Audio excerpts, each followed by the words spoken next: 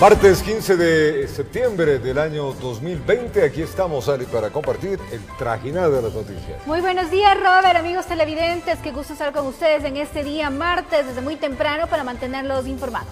Desde tempranito, así, desde tempranito y con friecito, 4 grados centígrados, la temperatura en el distrito metropolitano de Quito, parcialmente nublado, pues el día tendrá sus variantes con nubes y algo de sol en la mañana, llegaremos a 15 grados y también en la tarde 15 grados, pero con sol. Esto ya es tradicional, ¿no? El solcito en la tarde.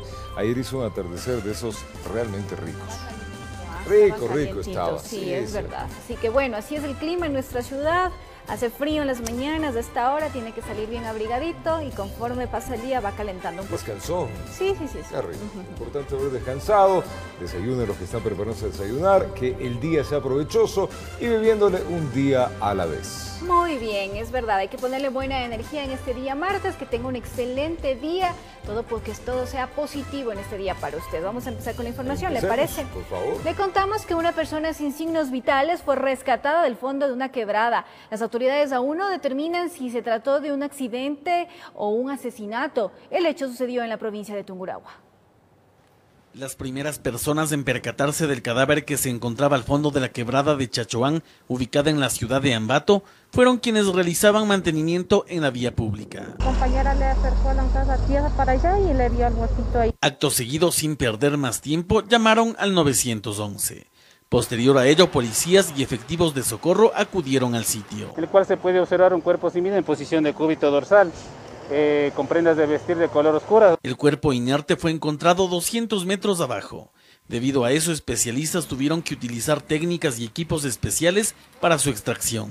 Se encuentran ingresando al sitio para la extracción del cadáver y hacer una explotación del cuerpo en el centro forense y determinar si tiene algún tipo de signos de violencia. Solo después del chequeo de rutina se sabrá lo que verdaderamente sucedió a esta persona. Por ahora, el asesinato o un accidente es una presunción, informó Javier Rosero. 2 personas fueron heridas de bala en una fiesta clandestina realizada en la isla Trinitaria en el suroeste de Guayaquil. El ataque se produjo minutos después de que la Intendencia de Policía y el municipio desalojaran a los asistentes. Le contamos.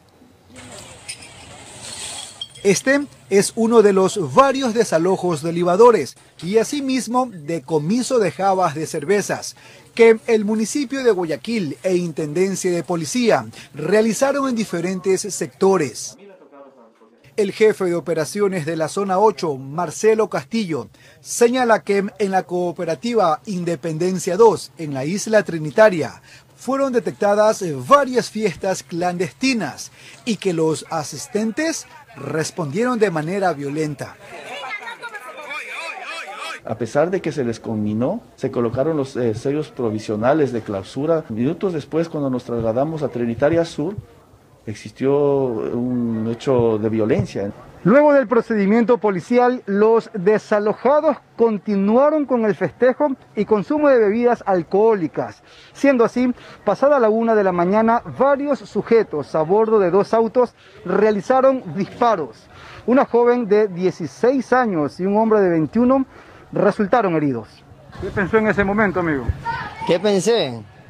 No sabía ni para dónde meterme yo mismo dentro de mi casa, pues al ver toda esa gente que corrió, igual, los gritos. En el sitio, la policía levantó 40 indicios balísticos. Entre tanto, los heridos se encuentran fuera de peligro. La madrugada de este lunes fueron citados 9 inmuebles entre bares y domicilios, mientras que en lo que va del mes, cerca de 100 establecimientos. Hemos procedido a la clausura de bares clandestinos, licoreras, las cuales están vendiendo en la vía pública, están consumiendo en la vía pública. Solo este fin de semana, la policía efectuó más de 800 controles, informó Jorge Salazar. Y en Durán, en la provincia del Guayas, la policía incautó 100 paquetes de cocaína camuflada en un camión. Una persona fue detenida. Mediante operaciones de inteligencia, elementos de la Policía Nacional del Cantón Durán lograron interceptar un camión a la altura del puente de la Unidad Nacional, en el que se transportaba gran cantidad de droga. en donde ya personal de antinarcóticos de inteligencia empezaron a ver que tenía una caleta y en el interior se encontró 100 paquetes de cocaína. Estamos hablando de cada paquete que tiene 1 kilo. Estamos hablando de 100 kilos que se le encontró en el vehículo. Se detuvo al conductor del pesado vehículo para investigaciones. El sujeto de 29 años no registra antecedentes y tras la audiencia de flagrancia continúa aprehendido. El carro también está retenido en antinarcóticos como la droga en las bodegas y en la audiencia se presenta ahí el certificado. Ahora buscan nexos para dar con la agrupación narcodelictiva a cargo del envío de las sustancias ilícitas al exterior. Se presume de que esta droga a lo mejor venía desde San Lorenzo, Esmeraldas, había pasado por la sierra y vino hasta acá. Se presume de que iba a ser exportada esta droga. Informó Adriana Peralta. En un operativo militar y policial lograron detener a un tanquero que desembarcaba 7.000 galones de combustible en la vía Puyo-Tena. Se presume que ese combustible estaba destinado para abastecer a mineros ilegales. Veamos.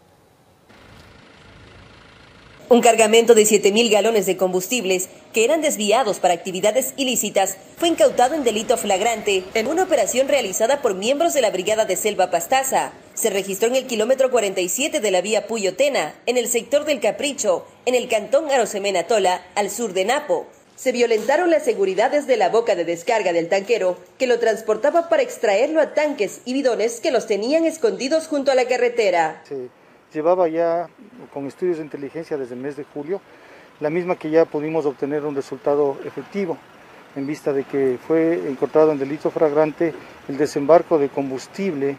Fueron más de 2 meses que personal encubierto, militar y policial trabajó haciendo un seguimiento, hasta cuando se decidió ejecutar la operación. Se decomisaron en el orden de 7.000 galones de combustible, entre 3.500 galones de diésel y 3.500 galones de gasolina extra. Esta práctica se habría repetido en varias ocasiones. En ese sector que está en la cuenca del río Anzu, se han encontrado frentes de minería ilegal, que se presume era para la que iban los combustibles. Y porque no tienen un cupo de combustible adecuado para esta actividad ilícita, simplemente se valían de este tipo de medios para obtener el combustible de manera ilegal y poder realizar sus actividades ilícitas. El conductor del tanquero, cuya guía de movilización era entre Ambato y una estación de servicios de Archidona, fue detenido. La Fiscalía de Napo abrió una investigación sobre este caso, informó Anabel Belín. Y en el Parque El Ejido fue capturado el presunto asesino de una niña de apenas 2 años de edad. El hecho fue reportado en el mes de febrero. Al parecer, el detenido habría golpeado con un palo a la menor hasta quitarle la vida. El 22 de febrero de este año, una menor de apenas 2 años de edad fue brutalmente atacada con un objeto contundente. Una fractura de costillas y laceraciones en el corazón y pulmón ocasionaron que fallezca. Según las investigaciones, el presunto asesino habría sido un vecino. Su madre había salido a consumir bebidas alcohólicas, dejándole a la menor al interior de su inmueble, instantes en que había comenzado a llorar, por lo que ingresa un morador del sector, un vecino, y al no lograr que la niña se calme, le propina varios golpes que provocan su deceso. Debido a la disfunción del entorno familiar de la niña, su madre reportó el hecho 24 horas después de sucedido. Como es una consumidora de bebidas alcohólicas, al siguiente día llega al cuarto y lo observa a su hija sin signos vitales, por lo que le traslada a una casa asistencial en donde confirman el deceso. El presunto asesino de 22 años de edad no registra aprehensiones anteriores. Sin embargo, los exámenes psicológicos mostraron ciertas alteraciones. El perfil criminológico de esta persona que se encuentra detenida es una persona violenta. La esposa, en el momento de la detención, cuando se trasladó a la unidad de flagrancia, se encontraba con varios golpes. Luego de 8 meses de indagaciones, los uniformados detuvieron al ciudadano. El señor fue capturado en el sector del Parque El Ejido, mientras se encontraba realizando actividades de comercio informal. El ciudadano permanecerá detenido durante los próximos 90 días, mientras se desarrollan las investigaciones. El hecho ocurrió en el sector de Chimbacaya, en el sur de Quito, informó Sofía Vintimilla. Este día miércoles la Fiscalía reformará cargos contra la mujer que arrolló a Roberto Malta en el norte de Guayaquil. Tras su fallecimiento, la conductora ya no será acusada por lesiones, sino por muerte culposa. Entre tanto, este día lunes le dieron el último adiós a la víctima. Lamentable. Veamos. En el Panteón Metropolitano de Guayaquil se velaron los restos de Roberto Malta, de 37 años de edad, quien falleció este sábado, una semana después que fue atropellado en el sector de Urdesa, en momentos en que abría la puerta de su auto que estaba estacionado. El padre del joven pide que el caso no quede en la impunidad. Yo no tengo rencor para esta chica, no tengo nada, particularmente. La justicia es la que debe reinar. Yo estoy de acuerdo cuando una persona tiene un accidente como el de aquí, pero sin ingesta de alcohol. Ahí podría decir que no salió a matar, pero en este caso sí hubo ingesta de alcohol y en demasía. Rechazan la decisión de la jueza que no dictó prisión preventiva contra la conductora Kenny Solange a pesar del pedido de la Fiscalía. No habrá nada que recompense este dolor. Yo sí busco justicia. Yo espero que mi hermano sea una voz para cambiar todo el sistema. El abogado de la jueza Heidi Borja explica los motivos por los que ella no dictaminó prisión preventiva en contra de la implicada en el accidente. Porque la Fiscalía no justificó que no dictar la prisión preventiva iba a poner en riesgo que la procesada no comparezca al proceso. Luego que la señora Solange haya tenido aliento a licor o no, no es una causal. Si bien la ley establece que el no permitir hacer el examen de alcoholemia hace presumir que se encuentra en estado de embriaguez, el estado de embriaguez no es un motivo para dictar prisión preventiva. La jueza cumplió lo que establece la ley. La conductora está con medidas sustitutivas, pero la Fiscalía del Guayas solicitó la audiencia de reformulación de cargos y que se cambiará el tipo penal de la investigación a muerte culposa. Muerte culposa por conductor en estado de embriaguez y que por tanto es apenas de 10 a 12 años. Lo que cabe es, sin duda alguna, que se dicte una boleta de prisión preventiva. Por su parte, los abogados de la acusada indican que su defendida no se encontraba en estado etílico y que se solidarizan con la familia del fallecido. Sabemos que no hay una indemnización que haga volver a la vida a Roberto. Llegará su momento para poder reparar integralmente a la víctima, en este caso a los familiares. La audiencia de reformulación de cargos será este miércoles a las 11 horas, informó Roselena Vázquez. Y la Unidad de Investigación de Asuntos Internos de la Policía Nacional ya investiga el accionar de los agentes que tomaron procedimiento durante este fin de semana en el centro de Guayaquil, donde se registraron enfrentamientos y agresiones en contra de personas que aparentemente ingerían licor en la vía pública. La novedad se dio a conocer gracias a grabaciones de aficionados. Al inicio se aprecia a presuntos libadores discutiendo en la vía pública con agentes de la Policía Nacional. De pronto, uno de los civiles golpea a un uniformado.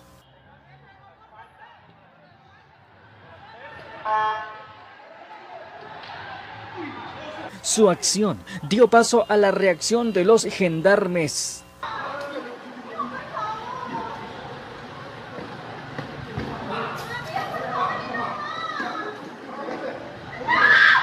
Un conductor se encontraba cerca de la acción y decidió grabar con su teléfono celular, pero este agente lo persiguió con su arma de fuego y hasta disparó con la intención de amedrentarlo.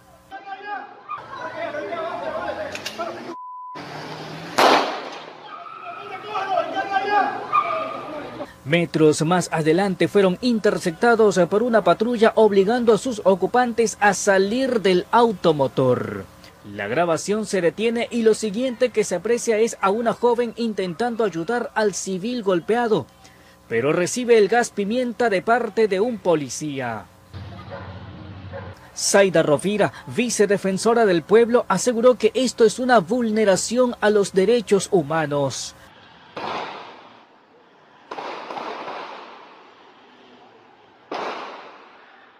Esto es realmente grave, no podemos permitir situaciones como esta. Justamente existe para algo el debido proceso. Todos los procedimientos deben guardar las reglas de ese proceso, inclusive para que no se caiga luego una acción judicial. De su parte, el comandante de policía de la zona 8 reconoció la existencia de una acción que ya es objeto del análisis investigativo. Se evidencia una violación, en este caso, a los derechos de las personas. Nosotros como Policía Nacional lo vamos a hacer de manera transparente. Y como le digo, todo eso irá por una investigación de asuntos internos y se determinará, pues, en este caso, el mal procedimiento de los policías. Informó José Morales.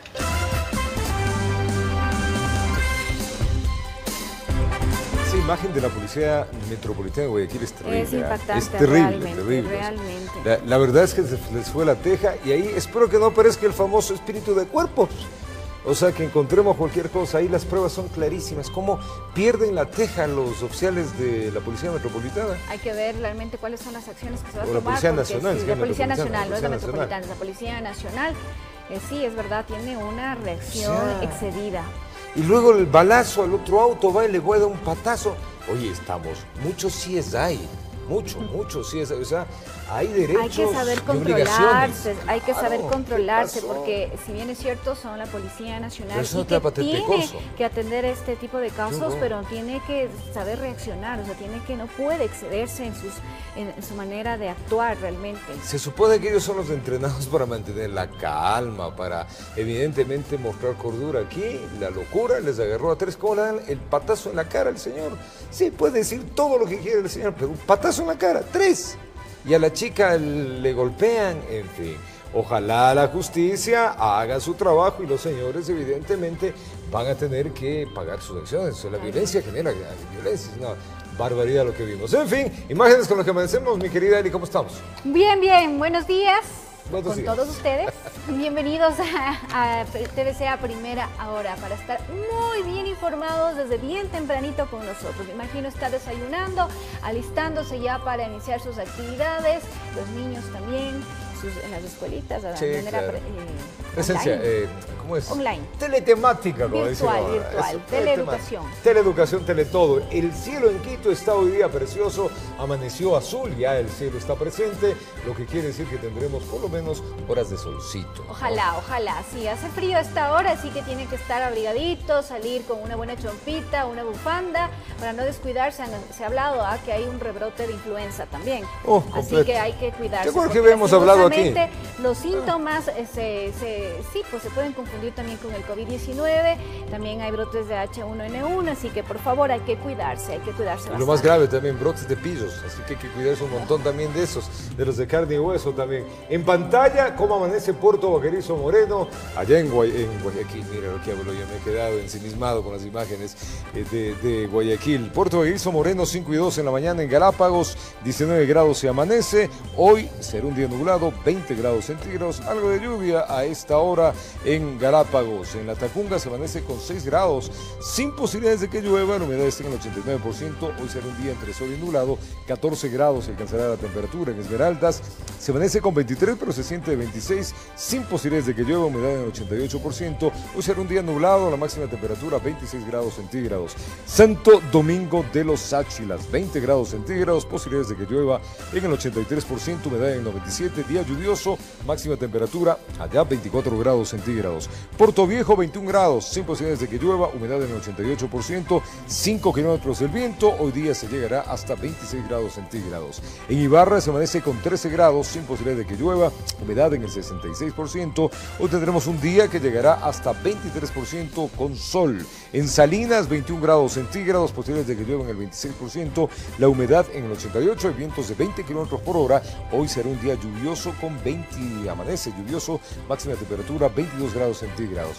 Riobamba, 1 grado centígrado la temperatura, -1 la sensación, ahí sí está haciendo frío, ahí está haciendo frío, posibilidad de que llueva en el 59%, humedad en el 94%, hoy en Riobamba se llegará a 18 grados centígrados y será un día lluvioso. En Tulcán, 19 grados, posibilidad de que llueva en el 67%, humedad en el 92%, hoy se llegará a 23 grados, será un día lluvioso también. Loja, 16 grados centígrados, la posibilidad de que llueva ninguna, humedad en el 86%, el día llegará hasta 27 grados con sol. Ambato, 4 grados centígrados, posibilidad de que llueva 72%, humedad en el 93%, hoy día se llegará a 16, será un día frío, será lluvioso. En Manta, sensación de 21 grados centígrados, posibilidad de que llueva ninguna, humedad en el 86%. Hoy allá en Manta llegarán día nublado a 26 grados centígrados. En Cuenca, día que amanece con 10 grados, posibilidades de que llueva en el 51%, humedad en el 93%. Hoy se llegará a 17 grados centígrados entre sol y nubes. Y finalmente en Guayaquil amanece con 22 grados centígrados, posibilidades de que llueva ninguna, humedad en el 81%. Hoy día será caliente en Guayaquil, 36 grados centígrados la máxima temperatura, o sea que cuando estén en 36 la sensación estará en 40. Imagínate, Ya va a estar calientito, pero en Riobamba sí. El frío, frío no. está terrible, así que Menos allá uno. sí, ahí sí toca salir, pero solamente mostrando los ojos del frío. La mascarilla, los ojos, los guantes. Tapado, todo. La gorrita, la todo. bufanda, la buena chompa, qué frío. Eso debe pasar porque la cordillera de los Andes debe estar muy nevadita. Claro, está muy con nevadita. nevecita, sí. Bueno, hay que prepararse entonces para ese frío. Allá en Riobamba. Así toca. Bueno, vamos a contarles que Ecuador entra a una nueva fase sin estado de excepción con 118.911 casos positivos de coronavirus. Desde la Federación Médica Ecuatoriana existe preocupación y temen de un repunte de enfermos, así como una segunda ola de contagios. Las cifras de coronavirus cada vez van en aumento en el país. Y por tomar ejemplos claros, el viernes 11 de septiembre en Ecuador hubo 114.732 pacientes confirmados con pruebas PCR, mientras que el sábado 12 de septiembre se registraron 116.451 casos positivos. Solo aquí entre viernes y sábado hubo un incremento de 1.719 casos más. Pero atentos porque el domingo hubo 118.594 pacientes. Es decir, existió un incremento de 2.143 enfermos en tan solo 24 horas. Mientras que para este lunes solo se registraron 317 casos nuevos. Esto según la infografía del Ministerio de Salud Pública. Y es que hay preocupación por el incremento acelerado de los pacientes positivos, más aún cuando ya finalizó el estado de excepción. Supremamente peligroso. Sí, constitucionalmente puede ser, pero el virus no entra dentro de esa lógica.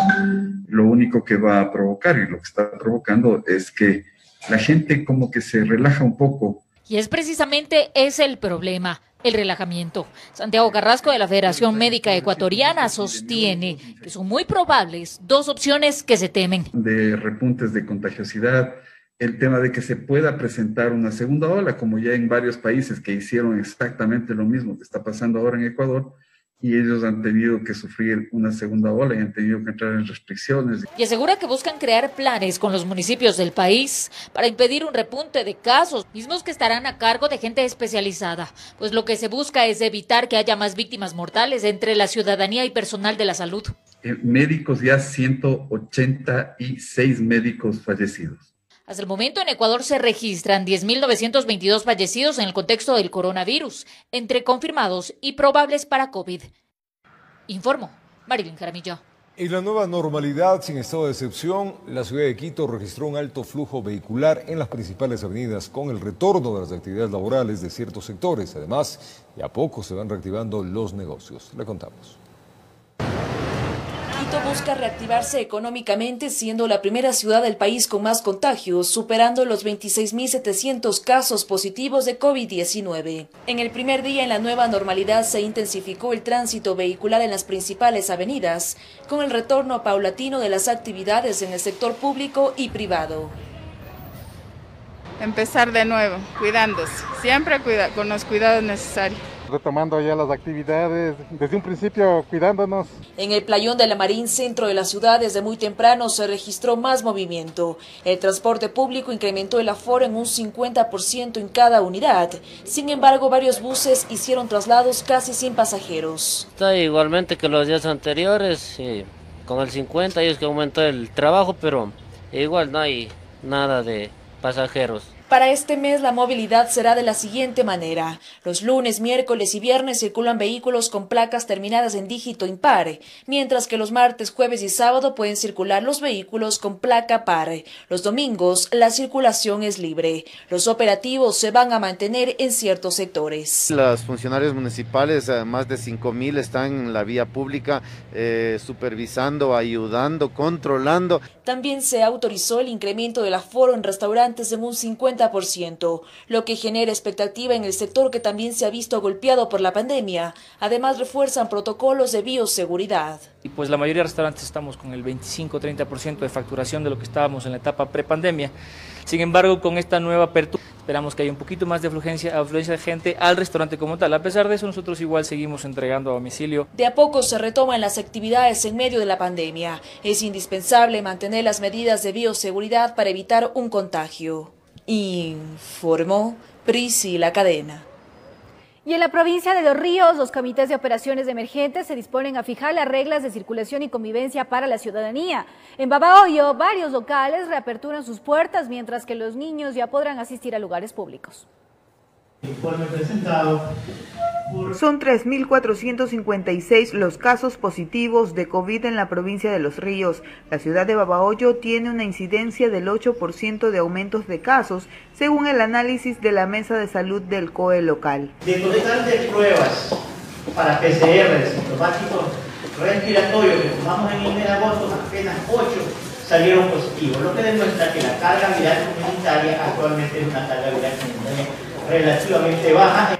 En las calles, los ciudadanos viven su nueva normalidad, mientras los propietarios de locales que ya pueden atender al público se muestran optimistas. Con esto de que ya se suspenden ciertas restricciones que había, las aspiraciones de que el turismo comience a moverse, que la economía necesita moverse. Este gimnasio, por ejemplo, hace uso de todas las recomendaciones de bioseguridad, esperando completar el aforo permitido. Muchas expectativas, esperemos que luego de estos casi 5 meses de para, la gente que le gusta el deporte, que le gusta entrenar, que le gusta ejercitarse, comience a acudir a los gimnasios, y más a este que cuenta con el distanciamiento, con protocolos de bioseguridad. El tránsito continuará regulado por el último dígito de la placa, mientras se anuncian controles en la transportación pública. Sin embargo, debemos considerar que esta actividad de la circulación vehicular va a estar restringida a partir de las 11 de la noche hasta las 5 de la mañana. Y esto por efectos de seguridad de nuestra población. El aforo para comercios y restaurantes será del 75%. Los menores de edad ahora sí pueden ingresar a los centros comerciales, a las tiendas, restaurantes, siempre que vayan acompañados de un adulto. Las fiestas patronales están suspendidas, incluyendo las tradicionales barracas. Son momentos que tenemos que actuar con absoluta responsabilidad para seguridad nuestra y para seguridad de nuestra familia. Son algunas de las resoluciones que tomó el COE cantonal en la ciudad de Babahoyo una vez concluido el estado de excepción, informó Odette Camacho. Y con el fin del estado de excepción también se manejan nuevas reglas en las instituciones públicas y la atención a los usuarios. En el siguiente reportaje lo vamos a detallar. Preste atención. Las oficinas de la Fiscalía General en Quito, que estuvieron cerradas desde el mes de marzo, reabrieron sus puertas para los usuarios. La atención será desde las 8 de la mañana hasta las 5 de la tarde. Los despachos estarán funcionando con el 50% de su capacidad y continuarán habilitadas las ventanillas virtuales. En el caso de los juzgados en Pichincha, a partir del 14 de septiembre se incrementará el aforo para la atención, será con el 50% y ya no con el 30% con el que venían trabajando. En el resto del país, esta semana se delimitarán directrices. Las audiencias vía telemática se mantendrán, la atención en las unidades de flagrancia sigue siendo 24 horas de lunes a domingo y en otros puntos judiciales, la atención es desde las 8 de la mañana a las 5 de la tarde.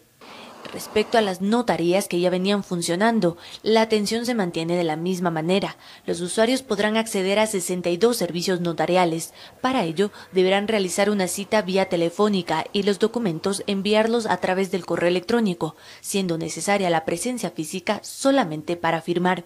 La Defensoría Pública incrementará al 50% su aforo para recibir a más usuarios en las 194 oficinas del país. El horario de atención es desde las 8 de la mañana hasta las 5 de la tarde. Por su lado, la Defensoría del Pueblo también aumentará su aforo, pero solamente al 25% de su capacidad.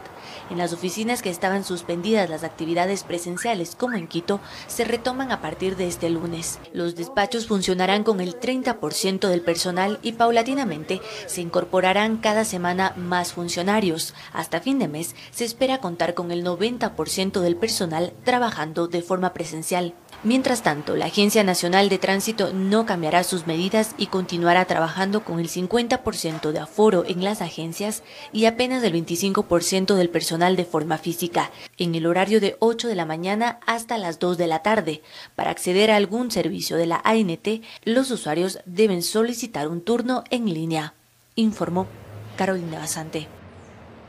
Y 140 gimnasios de Quito presentaron una solicitud para ser parte de un plan piloto de reactivación bajo protocolos de bioseguridad. Autoridades municipales realizaron un recorrido por uno de los establecimientos para constatar las adecuaciones.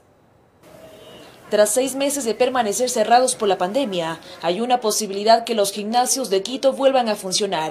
Pero en estos espacios también han cambiado las reglas y el protocolo para los usuarios es estricto para hacer uso de las máquinas de ejercicio. Tienen que traer su toalla, tienen que usar su mascarilla, tienen que traer su propia hidratación y tienen que comprometerse en limpiar y desinfectar las máquinas después de cada uso. Alrededor de 140 gimnasios de la ciudad presentaron una solicitud para formar parte de un plan piloto de reactivación. Autoridades del municipio realizaron un recorrido por uno de los establecimientos en el norte de la ciudad para constatar las adecuaciones. Se ha comprometido el dueño de este gimnasio a airear más la zona y con esos protocolos creo que podemos seguir con la distancia necesaria trabajando porque no podemos paralizarnos más. Quito necesita también reactivarse. Entre los requisitos que deben cumplir están garantizar el distanciamiento social. En este gimnasio, por ejemplo, se colocaron letreros sin máquinas para cumplir con el lineamiento. Además del aforo de un 30%, instalar señalética e implementar dispensadores de alcohol o gel. Todos los gimnasios nos obligamos a cerrar 1 o 2 veces al día para realizar una desinfección completa. Desde este miércoles se podrán inscribir los gimnasios en una plataforma del municipio de Quito. Posterior se realizará una evaluación de cada local que cumpla con las normas de bioseguridad. Tenemos la posibilidad de incorporar procesos de desinfección que van a contribuir con la seguridad de nuestros espacios. Es decir, que la próxima semana se conocerá el listado de gimnasios que serán habilitados para retomar sus actividades. Informó Priscila Cadena. Es momento de irnos a una pausa comercial. Al retornar les contamos que el pasaporte electrónico ya se empezó a emitir desde este lunes en Quito. Y también la noche de este lunes, el Pleno de la Legislatura aprobó con 107 votos afirmativos la reestructuración de la Comisión de Fiscalización de la Asamblea Nacional. Estas y otras informaciones le contamos al retornar, 6:16 de la mañana. La noche de este lunes, el Pleno de la Legislatura aprobó con 107 votos afirmativos la reestructuración de la Comisión de Fiscalización de la Asamblea Nacional. Según confirmó el presidente del Parlamento, antes del debate, las distintas bancadas habrían llegado a un consenso previo. Veamos. Luego de casi 6 horas de retraso, el Pleno de la Asamblea Nacional reinstaló la sesión en donde se debía debatir el proyecto de resolución que planteaba cambiar a los integrantes de la Comisión de Fiscalización. Era necesario que procesemos entre las diferentes bancadas una posición que genere consensos. Me parece que entre esos consensos que se han acordado existe una posición de una reestructuración de la Comisión de Fiscalización que tenga como principios los nombres de sus integrantes de manera integral nuevos. De esta manera, la moción presentada por el asambleísta Pavel Muñoz de reestructurar la Comisión de Fiscalización mantuvo un apoyo mayoritario en todos sus puntos. Este pleno aprobó la reestructuración de la comisión.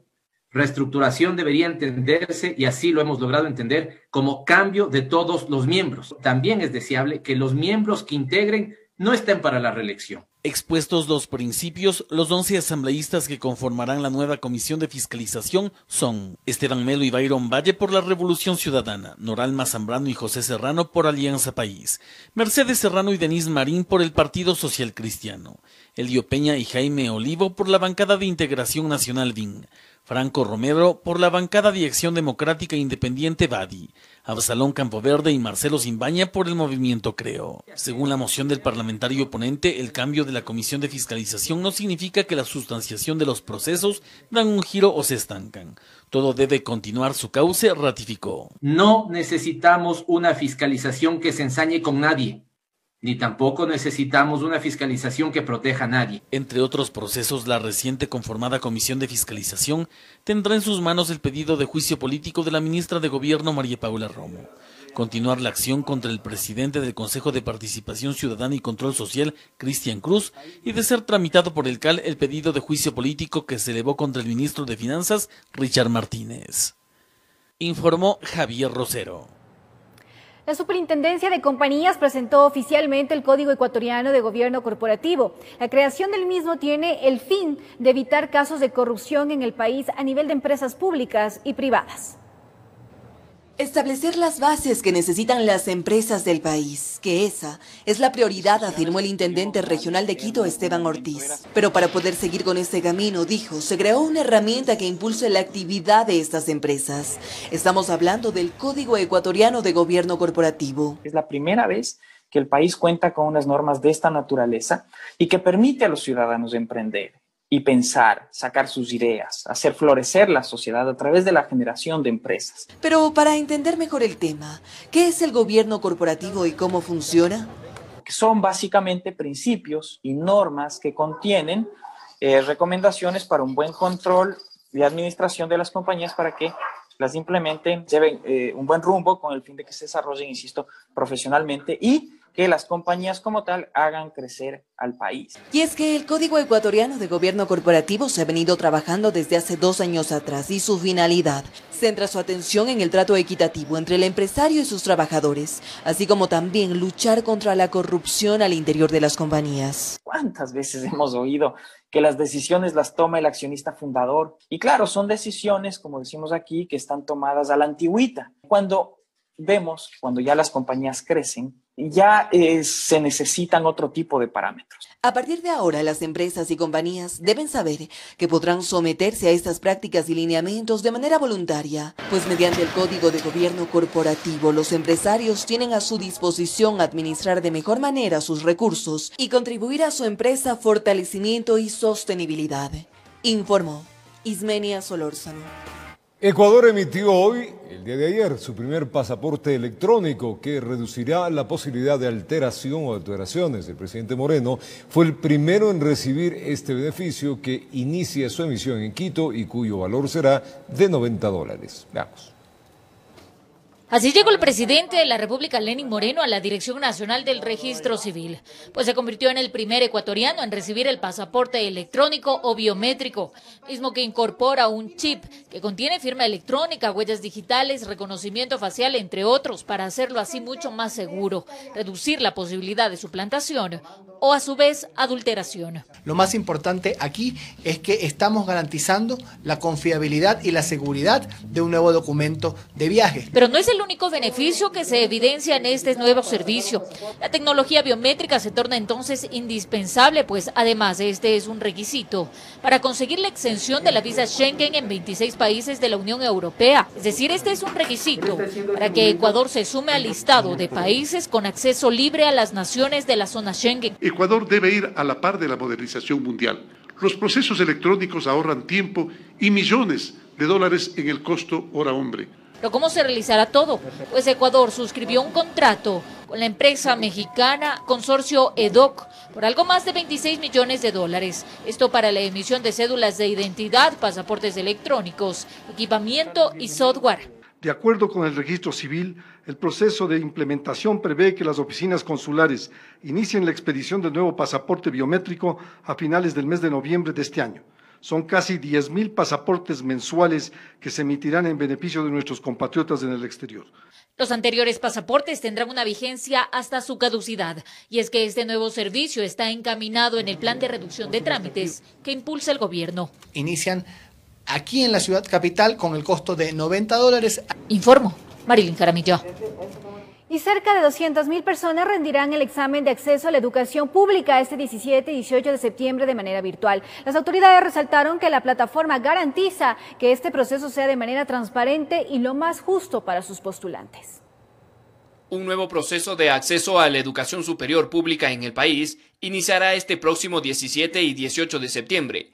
Serán más de 188.000 postulantes los que de manera 100% virtual pongan a prueba sus conocimientos en materias básicas como matemáticas, ciencias naturales, ciencias sociales, lenguaje y literatura. El examen está orientado a evaluarlos sobre lo que ustedes han aprendido en el colegio y que van a necesitar, y esto quizás suene repetido, pero en base a lo que van ustedes a necesitar para transitar a la educación superior. En esta ocasión, la Secretaría de Educación Superior, Ciencia, Tecnología e Innovación, CENESID, desarrolló un software especializado para controlar la evaluación y evitar posibles infracciones y plagios de los postulantes. Lo más importante en este examen y lo que realmente se pone a prueba no solo es los conocimientos de ustedes, sino la calidad moral, la ética y los valores. Las autoridades informaron que, al igual que otras ocasiones, la valoración de este examen promediará con el rendimiento académico del estudiante, es decir, su nota de grado, con el fin de obtener una evaluación más integral. La nota obtenida en el examen representa el 60% de la nota de postulación. El otro 40% viene de la nota de grado, porque la idea no es que el único elemento que se tome es la evaluación de un día, sino que adicionalmente se pueda tomar en cuenta tu desempeño, tu esfuerzo durante todos los años del colegio. Recalcaron que este proceso lo han venido trabajando con los postulantes desde hace varias semanas, en donde se han realizado simuladores, tutoriales y simulacros, los que les ha permitido no solo familiarizarse con el sistema, sino también verificar las seguridades que este brinda. Ojo, lo hemos hecho con el suficiente tiempo, hemos estado más de una semana al aire, todavía estamos trabajando en estos días con el tema de reseteos, claves, contraseñas, justamente para garantizar que los chicos y las chicas puedan ingresar sin ninguna dificultad. Las autoridades exhortaron a los estudiantes a la aplicación de valores de ética en el estricto cumplimiento de la normativa para evitar contratiempos, suspensiones o anulaciones de su postulación, informó Mauricio Sánchez. Estudiantes y docentes trabajadores de la Universidad Central protagonizaron una marcha en rechazo al dictamen de la Corte Constitucional a favor del Ministerio de Finanzas para que pueda modificar las directrices en el presupuesto de educación superior pública. Veamos.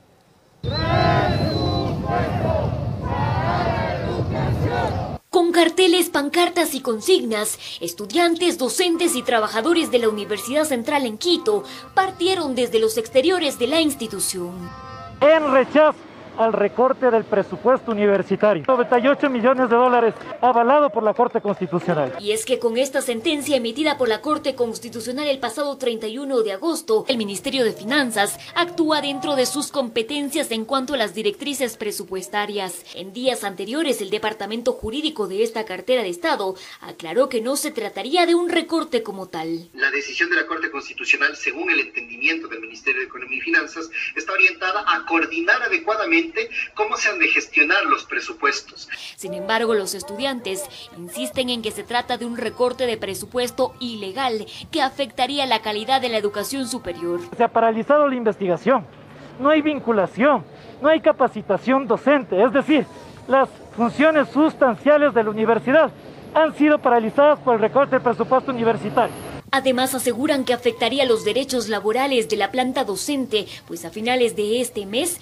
concluye el contrato de aproximadamente 300 maestros. Y como no hay presupuesto, no hay para contratarles el próximo semestre. A la salida de los docentes de contrato, estas horas se incrementarían a los docentes de planta. La marcha finalizó en el sector de La Marín, en el centro de la capital. Informaron que seguirán realizando movilizaciones a escala nacional. La educación del pueblo no se vende, se defiende. Informó Adriana Rojas. Y médicos posgradistas se declaran en paro nacional y suspenderán sus actividades en los hospitales del país debido a la falta de contratos que fueron establecidos a raíz de la aprobación de la ley humanitaria.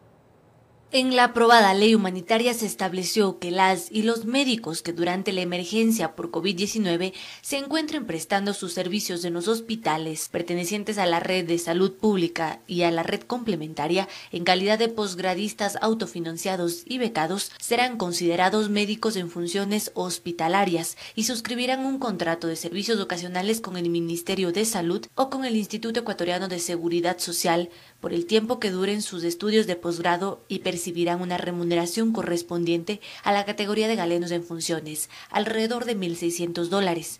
Este proceso debía empezar a ejecutarse en el mes de julio, pero hasta la fecha no hay respuesta de la autoridad sanitaria. Estamos buscando que las autoridades tengan un poco de empatía con nuestra situación, que haya la voluntad política de tomar una decisión. En Ecuador se considera existen 3.200 médicos posgradistas. La asociación que los representa asegura que su situación es compleja. Raya un poco en el tema de indignante esto. Nosotros como posgradistas no estamos en ninguna nómina, ningún rol de recursos humanos de los hospitales, entonces no nos toman en cuenta para darnos equipos de protección. Sumado a eso tenemos que comprar nosotros, sumados al hecho de que no tenemos sueldo. Es por ello que tomaron la decisión de paralizar sus actividades a partir del 15 de septiembre y lo harán de manera indefinida. La ausencia de nosotros en los hospitales terminará cuando el primer posgradista firme su contrato que por ley está estipulado, ¿no? Sin embargo, manifiestan que continuarán con sus actividades académicas y también aclaran que no pretenden hacer daño a la ciudadanía, pues el servicio de salud continuará brindándose normalmente en cada uno de los establecimientos. Y que eso quede claro a la ciudadanía. No es nuestro objetivo crearles un mal, pero el Ministerio de Salud y las autoridades de las instituciones nos han arrinconado a llegar a estas medidas tan extremas de paralizar las actividades. Manifiestan que hasta el momento no han tenido acercamientos con el gobierno y denuncian también existen retrasos en los pagos a los becarios del Estado. Lo mismo ocurre con los médicos rurales que no descartan también sumarse a la medida de hecho. Todo el sector de salud quien se ha visto vulnerado en esta clase de situaciones. Universidades y otros gremios de la salud respaldan la decisión de los posgradistas, mientras que desde el gobierno aún no existe un pronunciamiento oficial, informó Carolina Basante. Al retornar vamos a contarles que en Babahoyo un deslizamiento de tierra se llevó parte de viviendas y locales. Ciudadanos piden ayuda. Además, el MINTE le entregó equipos tecnológicos a estudiantes de bajos recursos. Ya regresamos con esta información. En Babahoyo, un deslizamiento de tierra se llevó parte de viviendas y locales. Ciudadanos piden ayuda para evitar que los terrenos sigan socavándose. Según los afectados, esto es provocado por el dragado del río realizado hace más de 3 años. Veamos. Terminando de llegar a pisar la casa, el piso, se fue eso enseguida.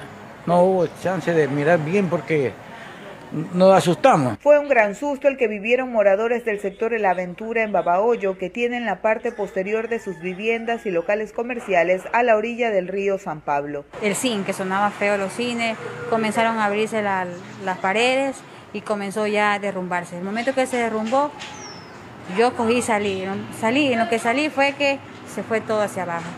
Más de 4 metros se deslizaron debido a un socavón que, según creen los afectados, pudo provocarse hace varios años cuando esta parte del río fue dragada. No sabemos si se prolongará más el daño, se quedará ahí, pero quisiéramos evitarlo con una ayuda, meter ahí un material, algo, un muro de contención, gaviones, algo.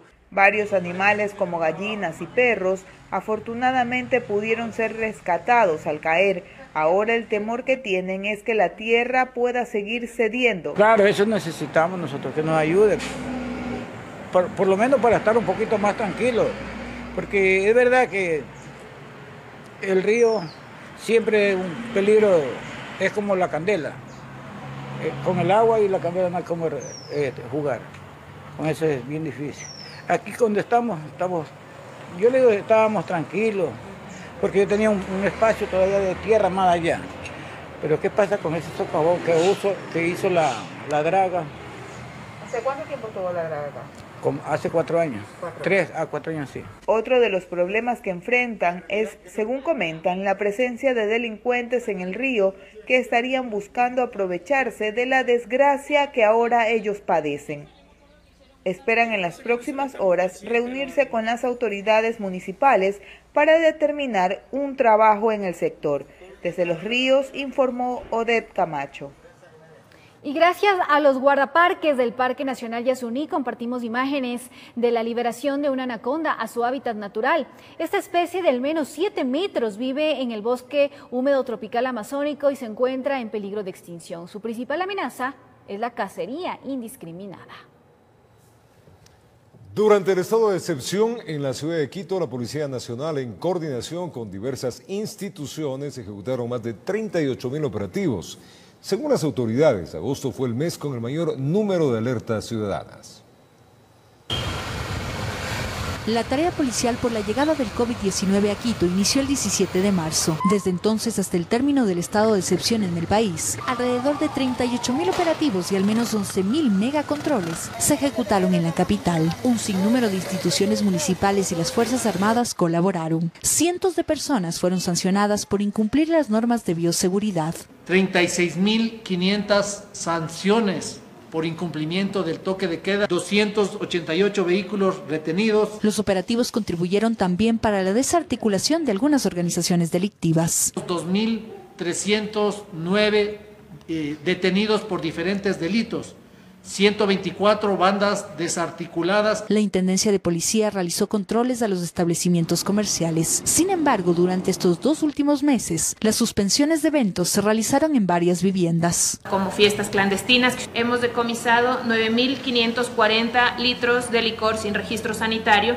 Agosto fue el mes con mayor reporte de emergencias. Con 44.620 atenciones por parte de la Policía Nacional, y el sitio que más llamadas tuvimos o atenciones que tuvo que hacer la policía fue el distrito Eloy Alfaro. Mientras la Secretaría de Seguridad alertó de posibles hacinamientos en hostales del casco colonial. Están utilizando de manera ilegal viviendas, provocando que estos centros ilegales sean focos de contagio y de incremento de casos positivos en el Distrito Metropolitano de Quito. Los entes de control y respuesta continuarán vigilando la ciudad, en especial las parroquias donde se registra el mayor número de contagios de coronavirus, informó Sofía Vintimilla.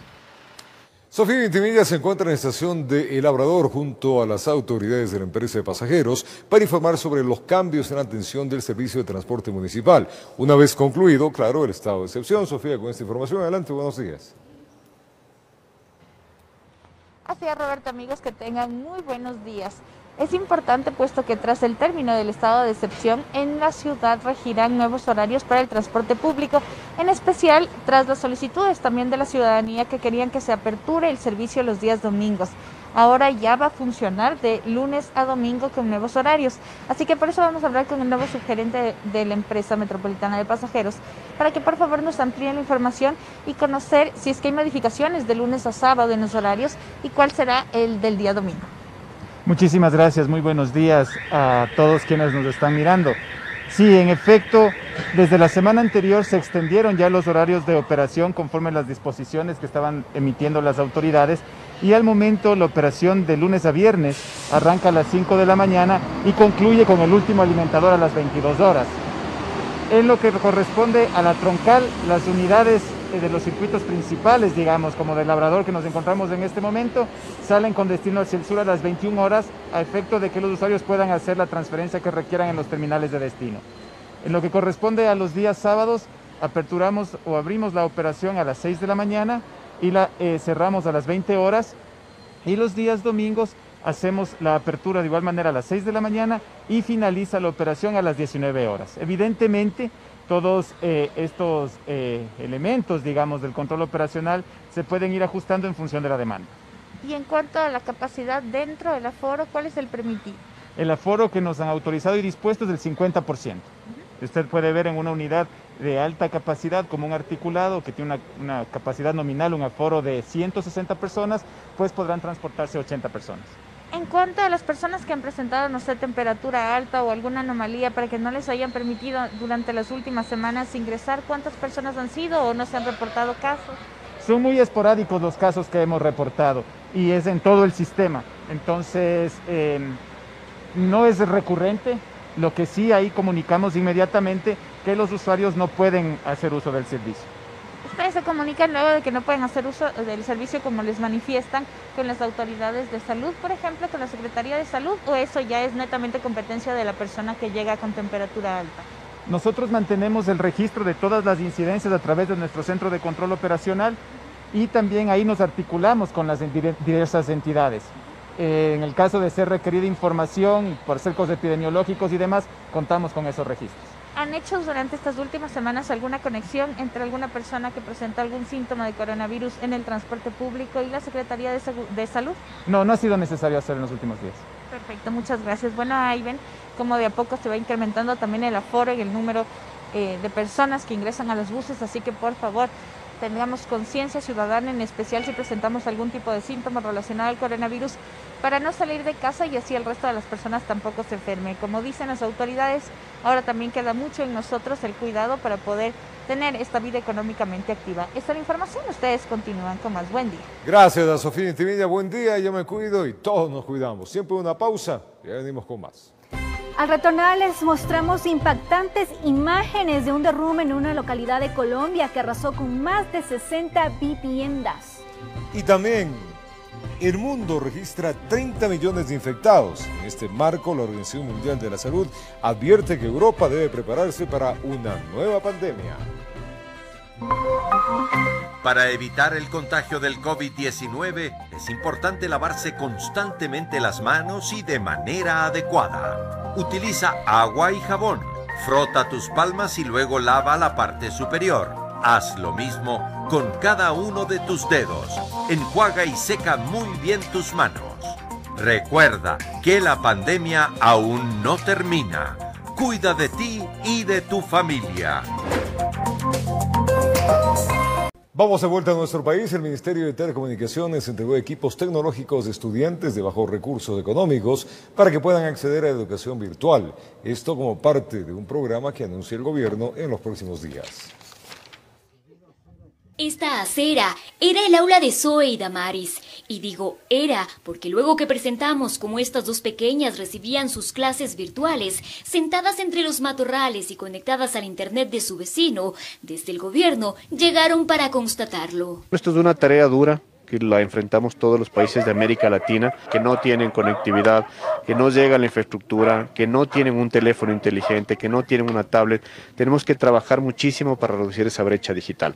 En este marco, el ministro de Telecomunicaciones, Andrés Michelena, entregó a las menores tablets, a las cuales se les incorporó el chip estudiantil lanzado por el gobierno y CNT. Este chip permite 150 minutos de navegación mensual por las plataformas de videoconferencia, es decir, por Webex, por Zoom o por todas las plataformas que existan, como lo está haciendo Zoe, que se conecta a su plataforma virtual. El ministro adelantó que esta donación es parte de un programa que será anunciado en los próximos días por el presidente Lenín Moreno. Un gran programa de entrega de terminales a muchos estudiantes, a todos los estudiantes que requieren de una tablet. Es así que Zoe y Damaris, las primeras beneficiarias, regresaron a casa para realizar sus tareas en la comodidad de su hogar. Y ahora cómodamente va a estudiar mis hijos aquí dentro de la casa. Muy feliz por lo que ahora sí mis hijos pueden estudiar tranquilamente dentro de la casa, ya no así en el viento, en la lluvia, nada de eso. Herramientas que no solo contribuirán a la educación de estas pequeñas, sino también de sus hermanos,